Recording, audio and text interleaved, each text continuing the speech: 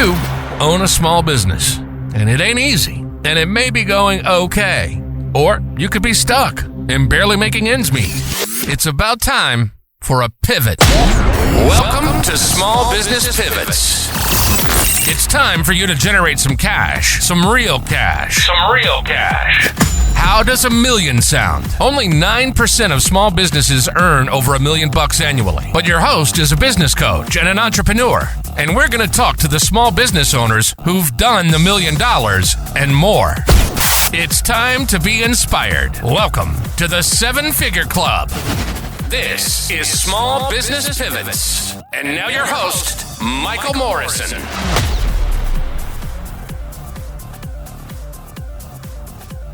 All right, so it's very rare that I actually go to a networking event or somewhere and I start talking to a business owner and they actually know what I'm talking about. And so when I talk about business, I talk about SOPs. And our guest today, he started talking about, systems, processes. And I was like, leadership. Oh, yeah, we do this and we do that. And I was like, I got to know this guy.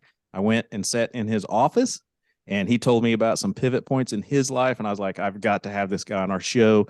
His name's Jeff Gabelsberg. Good morning. How are you today?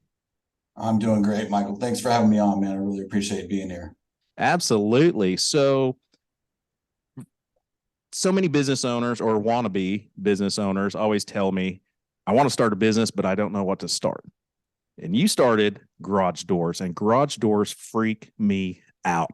My dad, growing up, was working on our garage door and those springs at the top of it. I'm sure you got a technical name for those, but one of them popped and we had to take him to the emergency room. And then in my adult life, I walked out to the garage to get in my car, pushed the garage door button, boom, gunshot, loud noise.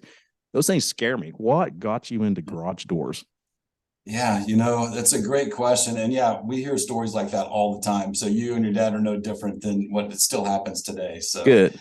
I was, what got me in originally into garage doors, it was actually the first job I ever had. I was kicked out of school. I was 17 years old, sitting on my mom's couch. And a gentleman came by and was remodeling her kitchen floor. And his helper didn't show up one day. So he asked me to help him. And it turned into just kind of helping him do some odd jobs, remodel and stuff like that. But he didn't have enough work to keep me busy. So he kind of took a shine to me. He was an adult male figure in my life that I didn't have at the time. And I looked up to him and he wanted to kind of keep me out of trouble. So he called up a friend of his that did garage doors and said, hey, I've got this kid. Want to keep him out of trouble, keep him off streets. You have some work for him. And this gentleman, his name was Johnny. He said, yeah, actually, I can use a helper right now. And so that's what got me into it. And is immediately just being a helper, just watching the process of just working on garage doors and taking old ones down and putting new ones up. It was right up my alley. I was that kid that, loved Legos was like my thing, and just building things and tearing them down and putting it back together. I mean, anything I could. So this fit right into my realm. And I immediately fell in love with it. So that's what got me started in it originally. Very cool. So what led you to being on the couch? What kind of school life? Oh man. Yeah. So my school life was pretty much, looking back, it was obviously, I was bouncing around from school to school. Been to multiple high schools, been kicked out of every single one of them, private schools, military schools. I was getting in trouble as a youngster, fairly, felony offenses and stuff like that. And I was just up to no good. I was in and out of juvie court all the time. And it was kind of getting to a point where the state was about to step in and actually take custody of me from my mom. And I live in Oklahoma. So in the state of Oklahoma, as a minor, you can really get away with a lot of stuff without going to jail. As an adult, that's not the case, but they were stepping in. So that's kind of, just getting in trouble. I really had a real issue with authority figure. And I don't know, looking back, it could have been a teacher just telling me to open a book, and I just would have went the complete opposite direction. I was screaming for attention, I think, and just, looking back, I had a lot of issues that I didn't realize at the time that I had, and all of us, I think, as adults can look back and say that as children. Yeah. or as kids. But, so that was just one of those things, man, that just school never was my thing. I never could get into it. I found out later, I was actually diagnosed dyslexic in my early 30s. For some reason that got looked over when I was young. I had a real issue with learning. I couldn't read and understand anything. I couldn't do math like everybody else could. And a lot of those little factors kind of steered me away from wanting to participate in class activities and even be a part of school. So I found it a little bit easier just to not go or just to get in trouble so I didn't have to go. And that was just the route that I took. Interesting, because I don't know if you find this, but I find a lot of small business owners had some type of challenge growing up, kind of a not normal life, if you will. Do you find the same thing? Absolutely. I'm actually meeting a lot of business owners now. It's exactly that. I mean, some kind of a history when they were younger, something that steered them in an opposite direction of, let's finish high school, let's go to college, let's get a degree in finance and go work in the corporate world. Most of the business owners that I'm meeting out here, like myself, especially in the trades and the home service businesses, a lot of them have the exact same background. Interesting. So do you think, I've always I study a lot of neuroscience, and I've always wondered if maybe we're escaping our childhood to do. Yeah. And that's why we start a small business, is because now we kind of have more control of our life. And I don't know if that's textbook or not. I'm just always fascinated with most business owners that I'm talking to, small business owners. They all have a past, a record, or something. Yeah, no, you're absolutely right. And no, I mean, I think you might be right. I mean, I think everybody is going to settle into, some type of comfort zone. And for me, my comfort zone back then was just getting away from everybody, getting away from authority, getting away from bosses, anything like that I could do. That's the direction I was going. So, absolutely. Well, yeah, that brings up a good point. So we don't like to be told what to do. Mm-hmm. Yeah. Business owners. Exactly. I also say one of my phrases is small business owners are the worst employees. That's why we own a business. It's a valid point. Yeah, valid point. Okay, so you got into garage doors. The name of your company is Garage Door Solutions. You're going through a rebrand. Is that a name brand as well, or is that just logos? Absolutely. Yeah. So we're 10 years in business now. So it's a full Congratulations. Rebrand. It's going to be, thank you. It's going to be a new name. It's going to be a new logo, new colors, new everything. We're going to come into this market, and just completely disrupt it like no other home service company has done. And we're super excited about it, very nervous about it at the same time. Yeah. But we should have that rolling out pretty soon. It's going to be some very exciting stuff. Any clues, or are you holding back for the launch? I'm still holding back right now. We actually have decided on a name as of a couple of weeks ago, but I'm still holding out on that right now. We still are acquiring, getting some legal stuff we got to get worked out with it. But as soon as we get all that done, then I'll start announcing it. We're going to start doing some social media and dropping some hints out there, and then we're going to do a full complete rebrand, probably close to August or maybe just a little bit before. And we'll do a whole grand opening, going to invite the Chamber of Commerce out, all kinds of business owners. You, of course, will be there, and we're going to have a big party and really celebrate it. Very cool. So you hit this milestone of 10 years rebranding. You're a multi-million-dollar business where most, I'd say less than 10% of small business owners ever even hit the 7-figure, but it wasn't always that way, was it? No, absolutely not. So when I say 10 years in business, I really mean closer to about almost 3 now, because the first 6 or 7 years in business were a struggle. I was that typical guy, like we were talking about a minute ago, that just went out and started his own business because I knew everything there was to know about this trade that I was in. And so why not go work for myself? And so I did just that, but I struggled for the longest time. I mean, I struggled. It was rough. I knew everything, how to work on a garage door, but I didn't know a damn thing about how to run a business. I didn't know what taxes were. I didn't know what payroll was. I didn't know anything, didn't even know the word marketing didn't even exist to me at the time. So I struggled for a long, long time. My home life was horrible. I was in debt. There was just a lot, going on, and things weren't going the way I wanted. And I went to my wife one day and I said, you know what? I said, I think I might need to get a job. This just isn't working. She immediately threw her hands up and she said, yes, you need to go get a job. So I had a buddy that worked at Home Depot actually, and he had been talking to me, and I've been talking to him a little bit back and forth, and told his manager about me, and his manager said, man, just come on in, man, we'll give you a job. He's saying like, be great for it. And I started thinking, I could give this up and I could go get a job and go work somewhere that's, here's a good company to work for, and, just try that as a new experience. And I didn't get really excited about it, but he called me up and I went to go basically to fill out an application, which at that point in my life would have been the very first job application I've ever filled out in my life. And that would have been 38 years old, something like that, 37. So I went to the Home Depot parking lot. I set up the meeting, went to the Home Depot parking lot. I sat there in my truck and I was thinking on the way there, I was like, man, is this really the right decision? And I turned my truck off. I never opened the door. And I just sat there for, I don't know what seemed like forever, but was probably 5 minutes. And I said to myself, is this really what you want to do, Jeff? Is this the road you want to go down? There was like this something in my stomach just saying that I was giving up again. And I had given up on so much stuff and ran from so much stuff in my life that, this is the one thing I knew I just had to make this thing work. So I didn't go inside, started the truck back up, went back home, and I didn't have a plan, but I just knew that there was something, I got to be able to figure this thing out. I got to be able to make this business work.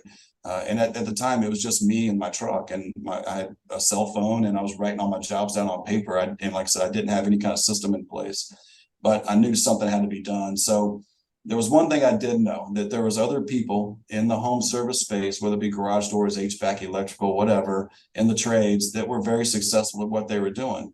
And I knew that if they could do it, so could I. I just had to figure out how to make that happen. Yeah. So I started putting myself in front of these successful people. Some of them didn't really want anything to do with me, but a handful of them took me and set me down and said, yeah, man, welcome to the club.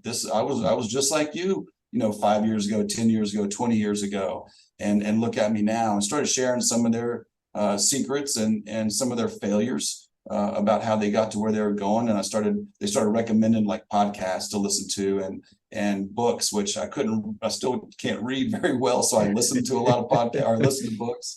And so that's where it started, and I started just taking all these things going, man, I'm completely missing the boat. I don't have any systems in place. I don't have any processes in place. I don't have any growth charts in place, and started learning about this little thing called mindset.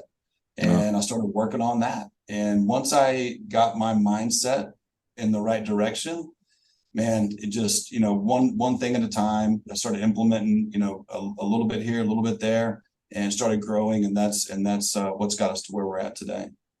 That's a awesome story.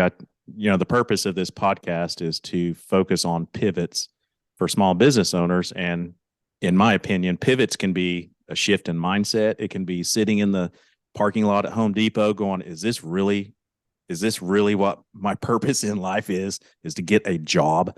So your pivot, would you say that was kind of the pivot point? Absolutely. Yeah. Because to me right there, it was either I give up on everything in life again and start over, or I just buckle up and make this damn thing work and figure out how to do it. And that was really the first point in my life that I ever made a huge decision like that. I've been in the industry before, and it's taken me all around the world. I mean, I love the industry, but I never really succeeded at any of it. Kind of bounced around and just, most of the time it was I had a friend in the industry that was doing a startup like in Nashville. So I went to Nashville, helped him start his garage door company.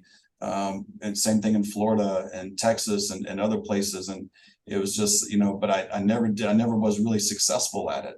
And honestly, most of those businesses struggled for the longest time, and a couple of them ultimately failed. So you pivoted in the parking lot at Home Depot, and you started learning systems and processes. I know for a lot of small business owners, we wonder if we're getting anywhere, if that makes sense. Like, are we, what we're working on, is that making a difference? So kind of take us through that time period of you basically started from ground zero again after you left Home Depot to learn about business frameworks and how they really work and how to work on the business, not in the business. So tell us about that kind of those seasons that you went through as you worked on and learned these things? Yeah, absolutely. And, one of the first things, and you just quoted Michael Gerber, and, that was one of the very first books that I listened to. And it was a game changer. I actually listened to it like back to back. I had to listen to it again because I started thinking, man, what if I miss something? What if I forget? And there's so much information in there. But I was able to really take one or two key things, start to implement them right away. And one of them was just to make sure that we had a way to track what we were about to start doing, or what I was about to start doing. So like you said a minute ago, you want to make sure that you can see what you're getting out of your new process that you're putting in place. And so started implementing tiny little things. Honestly, looking back, I don't remember what the very first thing was I started implementing. I knew I had to find somebody to help me out, because at that point I was busy enough that I was holding myself back, because I was answering the phone, I was driving my truck, I was going out and doing service calls, I was doing installs. I get back in my truck and I had 2 or 3 missed calls, and that person already called somebody else, and I was losing business. So I knew I had to get somebody to answer the phone. So that was a key role in hiring, was find somebody that can answer my phone. And at first it was almost kind of part-time, but I got that person in place, and that was just that. We started really seeing some changes from there. I was still working in the business, but it allowed me to work on it a little bit more, just taking that one task away from me. And so, or handing that task to somebody else, I should say. And from there, it was just, just kept, we ended up adding a technician because we got a little bit busier. And so, and I put together a growth plan. Actually, that was probably the very first thing, was like, what do we look like 1 year, 3 years, 5 years down the road? And let's focus on that. And we started, coming up with these crazy numbers. At the time, I think I maxed out about 316 or 319,000 or something like that, completely on my own. And so when I brought this first employee on, I said, I got a goal. So we're going to do 500,000 next year. And he's kind of looking at everything that I've been doing. He's like, I don't know. He's like, let's good luck. Let's do it, but I don't know. And we ended up, with putting that plan together, putting that 500 number out there, and reverse engineering it back to what we need to do every single day, not just every year, quarter, month, or whatever week. We knew we needed to do every single day, and just focused on that, not the big number, and just made sure we did it. And we ended up doing 640K that year. Wow. So we exceeded our goal for sure. And the next year, I was like, let's go for $1 million. And I was the kind of guy, and this would have been our second year basically. And I'm the kind of guy that in this market, I said, there's no way, there's not companies that can do $1 million. It doesn't make sense. We're not a big enough market. There's just not enough going on. There's way too many garage door companies here. So we put that goal out there, and it was a reach. And honestly, I knew we could get there, and I knew that we had the plan to get there, but I didn't know if it was going to happen. Yeah. And we ended up doing 1.34. So, wow. We really hit it out of the park, and just continued to implement more and more things as we went along. And the key thing there was me as the visionary of the company, was to continue to take tasks off of me that I either wasn't good at doing or just flat out hated doing. And that allowed me to continue to just keep working on the business, and getting the right people in place, hiring the right people, and making sure that I can just, keep growing it, and then we could handle our capacity. And we just kind of grew it from there.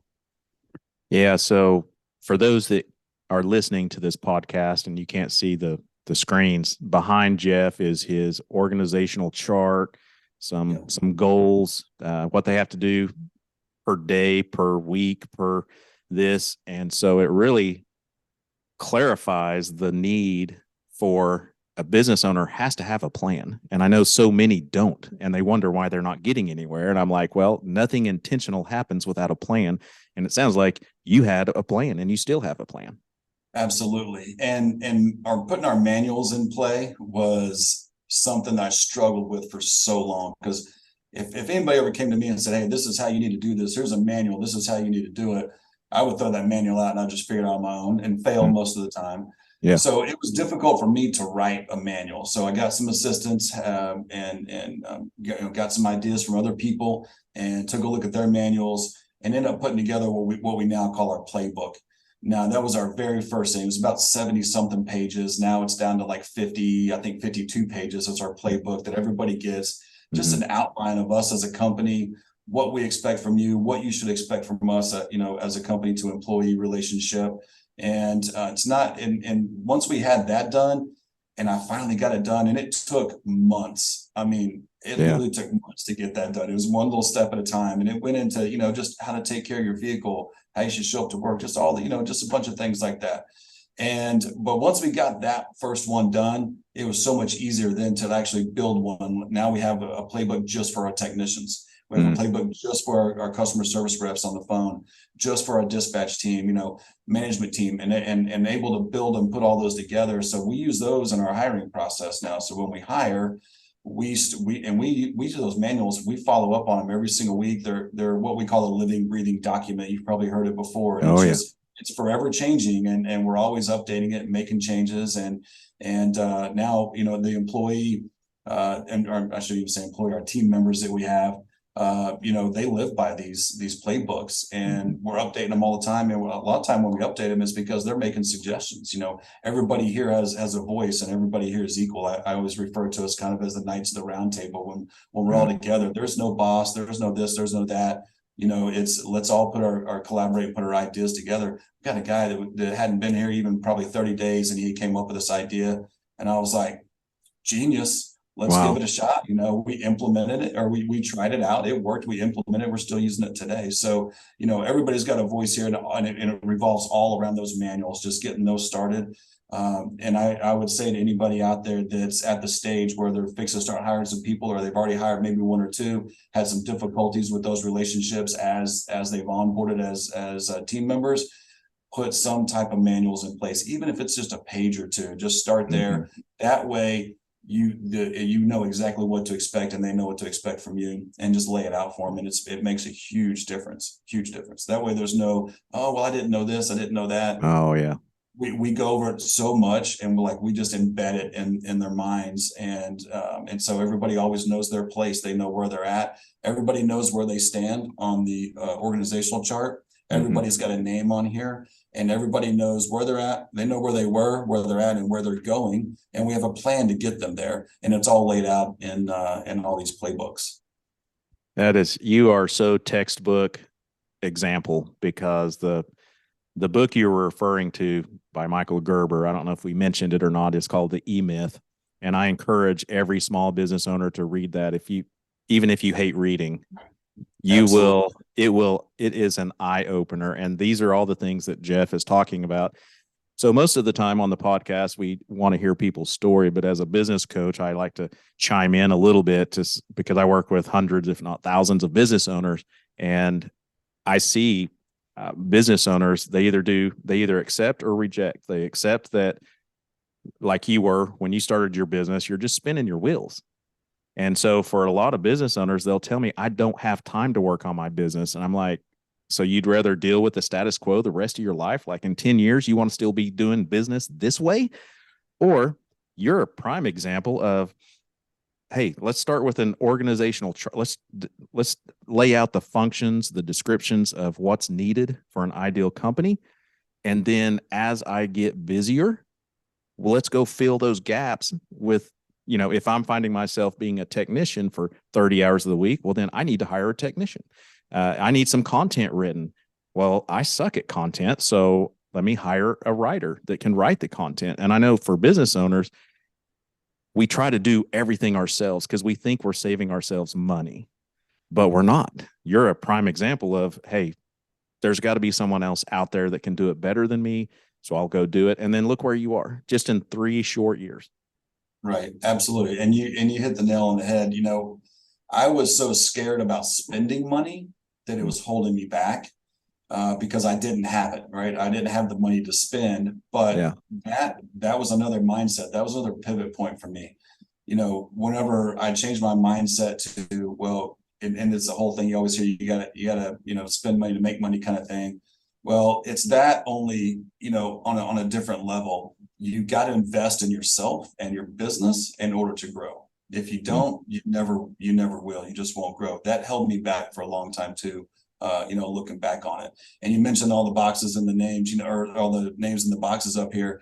When I first built this chart, I was the only person on it. There was 32 positions on here. Yep. It was a 3-year plan. Now we have, I think we have 12, we got 12 employees now, not including myself. So, we've got, we're starting to fill some of those roles, and some of those names are in multiple boxes now. And my name keeps coming out of them, as we move along. And that's helped tremendously with our growth, tremendously. So I also share that for many business owners, they try to grow their business or their revenue first, and then they struggle. They run out of bandwidth. They're the bottleneck, the business owner is. But what you're doing is you're basically laying out a business to grow into. So basically, you've got all these positions that there's nobody there to fill them. Somebody's got to fill them, but it gives you, when you do build that revenue, it gives you an idea of who you need next to fulfill this next role. Is that kind of your goal, your plan with that? Absolutely. Yeah, absolutely. Yeah. So we know there's multiple positions that people are in. Right now, we might have one person doing 3-4 different roles, but as we grow, we know what direction that person is going to go, and we know that we're going to need to bring somebody else in to fill some of those other roles, and that's what we've done all along. Originally we had one. The very first hire that I had, he was answering the phones and dispatching the calls, booking everything, doing scheduling, doing the whole deal. So he was, he had 3 hats on at the time. Plus he was integrating our CRM stuff. Actually, he had multiple hats, but now we have just one person, designated, or, individuals just designated to answer the phones, also dispatch. Now he doesn't do any of that. He just does the door ordering now and manages our CRM. So exactly that, like as we grow, we just fill those spots and move the people into the right positions. And honestly, sometimes, somebody comes on and says, hey, I want to be this, in 2 years when we're having our onboarding conversation. And as they're employed here and as we grow, we might look like, you'd be great for this position. What do you think about it? And move them into something else that's a better fit. We don't ever want to put somebody, and we've made the mistake multiple times, putting a warm butt in the seat, basically. Yeah. And we know now it's a failure.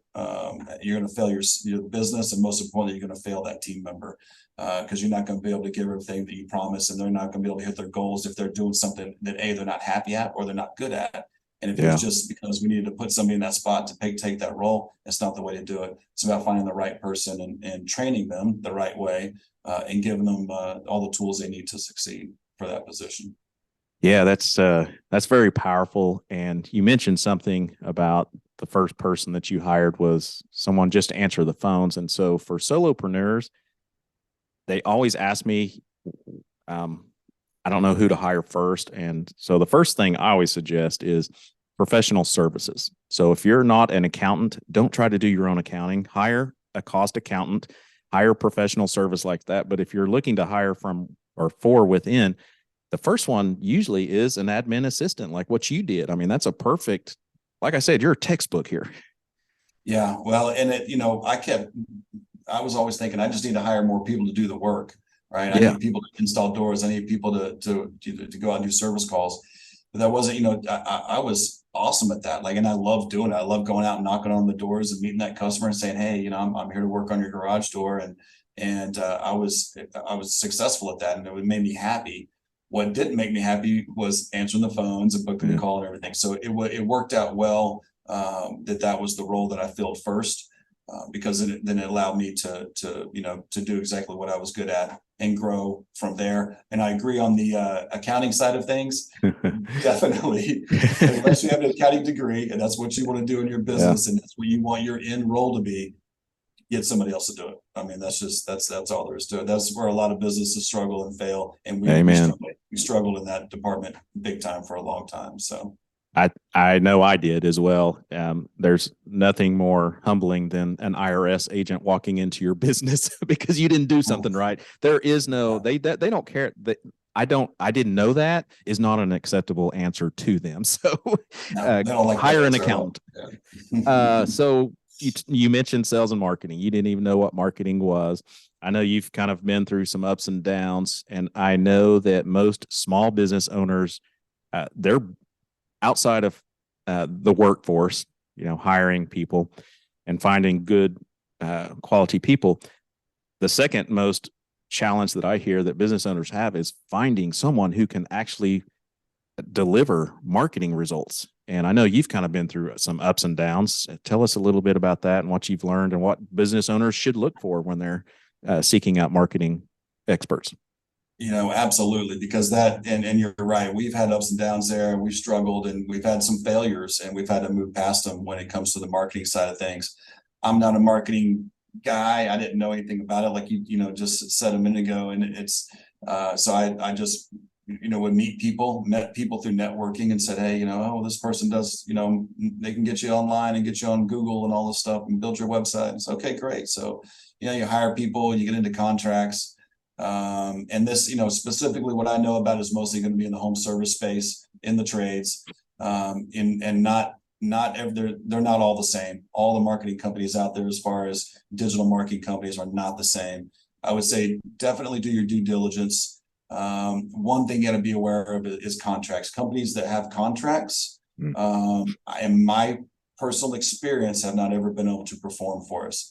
Companies that say, listen, we'll go month to month with you, and we're going to make sure that we are successful with you, and we're going to track it with you. We're going to look at this together, and if you don't like it after a couple, 3 months, then we'll regroup. And definitely want to work with somebody who you have a great relationship with. And I say great relationship is somebody that you would want to take to church with you and introduce to your church friends, or if it's somebody that you might want to go have a beer with a couple times a week, whatever. That's the kind of relationship you need to have, because when it comes time for your business to start really getting serious about marketing, you've got to have the right person in play. You can lose and waste a ton of money really fast, by not having the right person there for you. And put together a plan. When I had my first very successful marketing team together, or marketing person, I should say, that I hired, and he had a small team with him, we sat down and I treated him just like I was treating a new employee. And we put together a plan. And it was that point I talked about earlier, Michael, about going from, that 319,000, wanting to get to that 5, wanting to get to that $1 million mark. He was with us then. And I said, look, this is where we're going. We're going to $1 million. This is where we're at right now. This is what it's going to take for me to get there. These are the amount of leads I need. This is the new customers I need. This is currently the customers I have coming in. What can we do to get there? We put together a plan, and we tracked it very close. And we looked at it. I looked at it constantly. I mean, every day I was watching it to make sure that any adjustments we needed to make, we could do it. We could do it on the fly, and continue to grow and move forward together. But building that relationship and having the right person, just because somebody promises you the world, I'm telling you right now, and so far in my experience, there's no marketing firm out there that can promise you everything to get you to the top and get you all these leads. They can all definitely make a difference, but there's certain ones out there that can really, really help you to succeed. And putting together a plan and telling them, hey, this is where I'm at, this is where I'm going, how are you going to get me there? And if you like one of them, you fall in love with them, I say interview 3 more and get a full grasp, because they all go about things a little bit differently. Yeah, I think your advice is solid when you said don't enter into a contract. And I know there's a lot of marketing companies that require a contract, and I'm of the same belief as you, Jeff. My experience with marketing companies, once you get this contract signed, you're always calling like, where's my stuff? Where's my stuff? When are you going to call me? It's like once they get you to sign the deal, they're like gone. And I'm going to get blown up here. I already get blown up on my DMs saying, hey, we're not that way and we're not this way. And I'm like, okay, well then let's work together for 30 days and see what happens. Well, it takes about 90 days to 120 days to see results. And in order for us to get started, we have to have a contract because we want to make sure you're committed. I'm like, no, again, that's why I'm not signing a contract. It's let's work together. And I do business coaches are the same way. There's a lot of bad ones out there. I feel like I'm experienced because I've actually owned businesses and most of them haven't. And so I don't have contracts for that reason. It's like, it's either working or it's not. Maybe we're not a fit. Maybe our personalities don't fit. And I'm okay with that. We can't be someone for every single person, and that's okay. And so let's test the waters for, a few weeks and see what happens. So you're in a good spot now with marketing? It's getting better. We're still struggling a little bit. We've got a few things, that we're still working on, but we have a plan, and we're executing it, and we are seeing a little bit better results. But we could be doing a lot better, that's for sure. But it is getting better.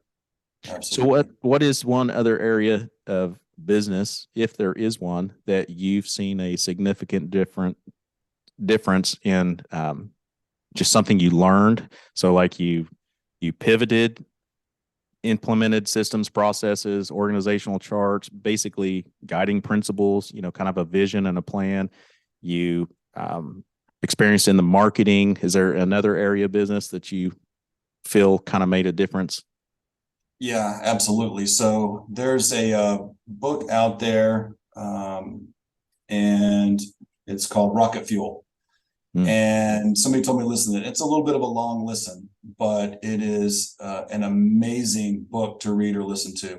It opened my eyes. It was another pivot point for me, because I learned that I can't do everything, and I shouldn't be doing everything in the business. And the things that I was focusing on were really holding us back.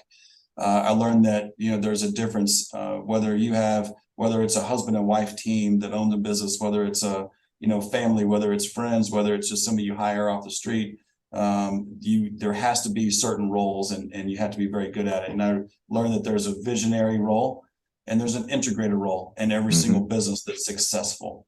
If you got two visionaries, you're going to struggle. If you got two integrators, you're going to struggle. And so it really helped me take a step back and say, okay, and I mean, I'm just textbook visionary. Like, my mind's always going crazy. It's always working on stuff. Matter of fact, my team sometimes are like, man, slow down, one thing at a time. And so, but finding that, me recognizing that finally in myself and saying, okay, I'm the visionary. I got to stop trying to lead these people in a direction that's leading them down the wrong path, because I wasn't I'm a great, coach and leader as far as, being the head coach of the team here, but I'm not good at implementing or integrating the rules and how we need to be doing stuff and the training. So I set out to find an integrator, and it took a while, took a long time, but I found one. And when I did, and man, I mean, I talked to this guy for, man, I think we decided it was close to about 3 months or so before he came on board. And that's how serious of a role it was for me to bring on somebody that I could get along with very well, that we could have discussions very well. We could, and everything would work out, but we were complete opposites. Huh. And that was, me recognizing that and finally accepting that role in myself and giving up all of that to somebody else was a huge turning point for us. And now we're doing that on every level. So even on our technician, our lead technician, our field supervisor technician, we're putting integrators and visionaries out there to work together to help out their teams, and it's been amazing so far.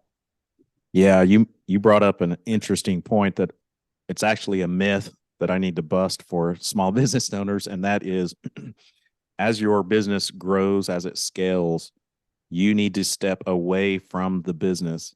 Business owners tell me, yeah, but I'm letting my team down by not being in the trenches with them. And I'm like, I promise you, you're not as special as you think you are. They don't want you there. They want you building this business. They want you leading and doing the visionary. And so many small business owners they just have a hard time accepting that. They just can't get out of the trenches because they feel like they need to be there. Yeah, you're absolutely right.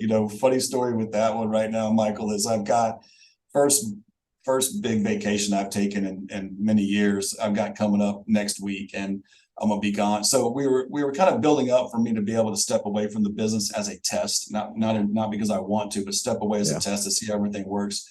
We're going to test out about 30 days, and so.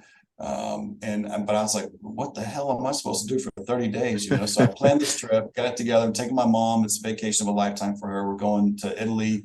Oh, wow. We're going to be over there. We're going to be gone for 3 weeks. It's going to be going to have a blast, right? Have all this stuff planned, and it's going to be amazing. But giving that up, and me, like, I'm still nervous about that happening, but my whole team is like, bro, just go, just get out. We got this. We got this, and I know that they do. And it warms my heart because, I know that they all they know if they follow the process that they've been trained on, that everything works just fine. And I know it too.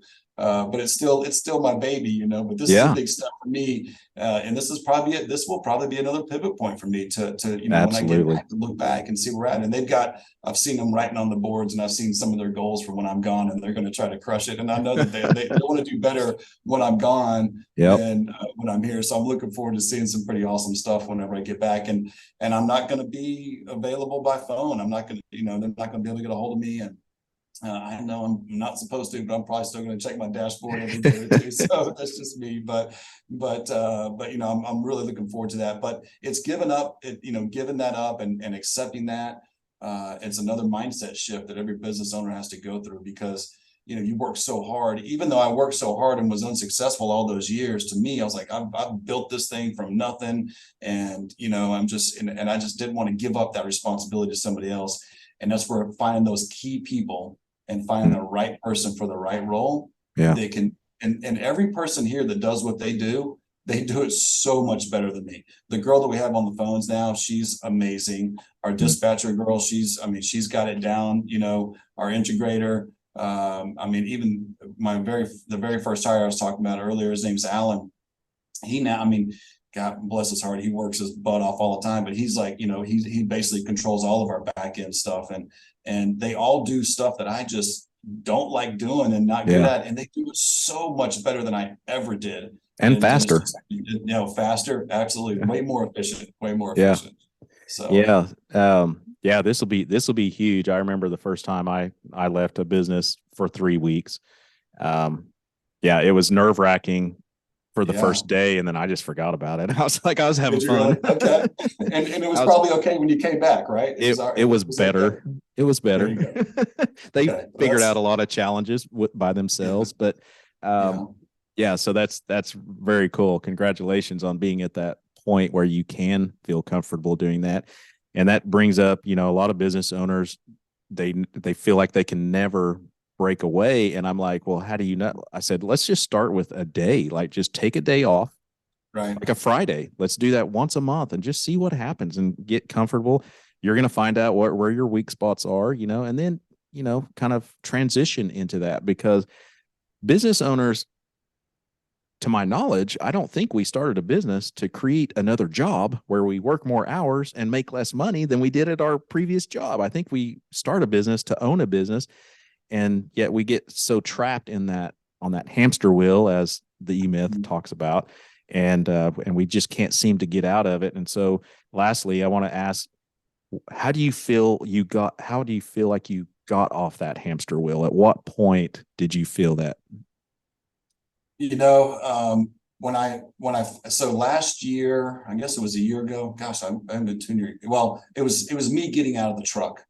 That was the biggest eye opener for me. So even though we had technicians, I was still kind of running back up. I'd still do a service call here and there, or if they got wrapped up, I'd still go out and I was in the truck.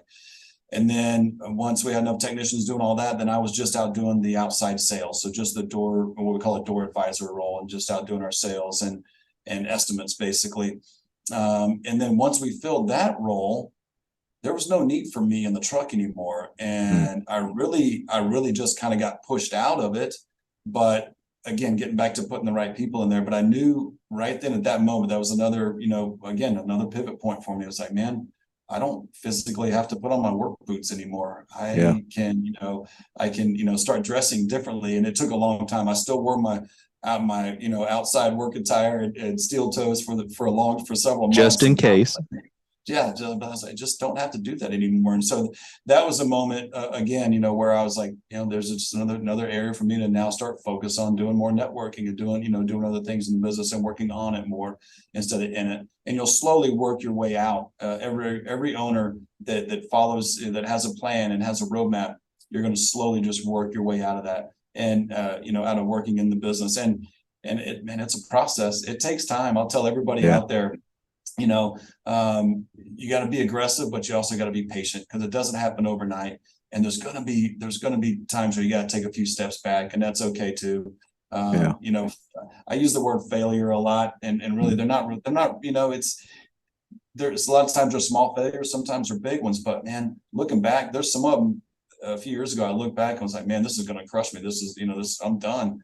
And I'm looking back now going, man, that really wasn't that big a deal. We're dealing with stuff. We're dealing with failures on a much larger level now that I'm excited about. I'm like, that's great. Okay, we failed on that. Screw it. Let's figure out why we failed. Let's look at it. Let's do something differently, or let's not ever do that again at all, and just keep moving forward. And we talk together. We talk as a team together about it every single time there's an issue with anything, and just and work our way past it. But my greatest lessons learned are failures.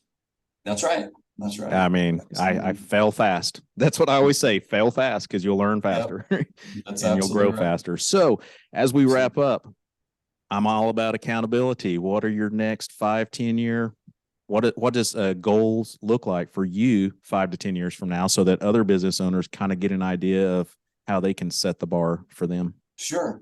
So our next big, a lot of times when people think about goals or think about revenue goals, our next big goal to hit, and we're still a couple years away from it, is 10 million, but that's going to be our next big one. Our overall goal is 30 million. We'll be there within 8 years. There's going to be acquisitions and things like that come into play, which we're excited about and doing this year for the first time. So it's pretty cool.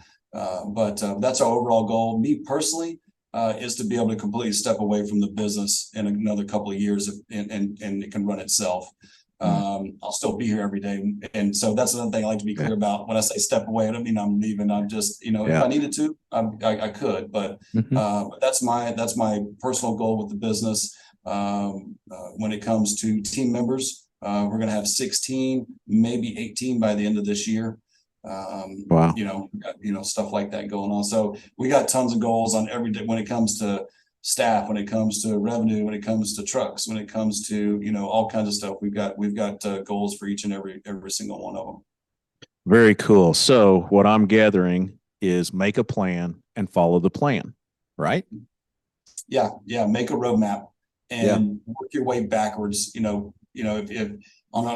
you picture on a roadmap, if you're in the middle of the country and you're driving out to California, and this is old school before we have maps, but if you think about like a paper map and you start tracing the steps, you trace the highways you're going to take and work all the way back to where you're starting from.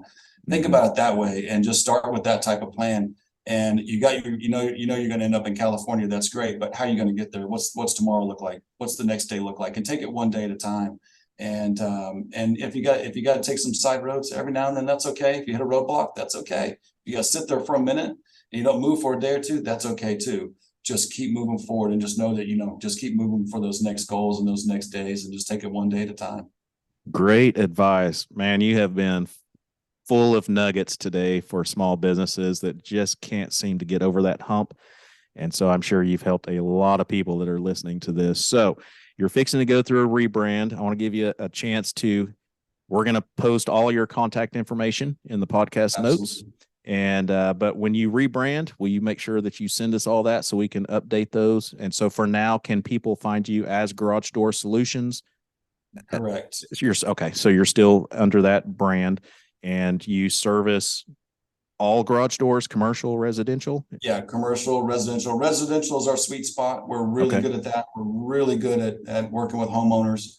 And so we're about 90-10 residential to commercial, and we service all of central Oklahoma, basically. Okay. So central Oklahoma, you're not state, or are you statewide? We will be soon. We will be by. Okay. All right. I'm looking forward to that. This sounds exciting. Yeah. So folks, you need to pay attention to this man, because he is making things happen as you hear. So Jeff, I appreciate you. Congratulations. Wish you much more success in the future. And I'm excited to watch too. Thanks, Michael. I appreciate being on here and giving the opportunity just to share my story and where I've been and where I'm going. Anybody that I can help out, anybody wants to get a hold of me, please do. I'm an open book. I do about 8 to 10 one-on-ones a week. Would love to sit down with anybody who has any questions and wants to meet up, and anything I can do to help. That's what I'm here for. Awesome. All right. Appreciate you. And we'll talk soon. All right, Michael. Thank you. All right. You've been listening to Small Business Pivots. A lot of small business owners are feeling stuck, bogged down, barely making ends meet. But it's Michael's passion to help you change all of it. We hope you've enjoyed the show, and we hope you've gotten some useful advice from it. If you did, make sure to like, rate, and review. And we'll be back soon. But in the meantime, find us on YouTube at Business Ownership Simplified. See you next time on Small Business Pivots.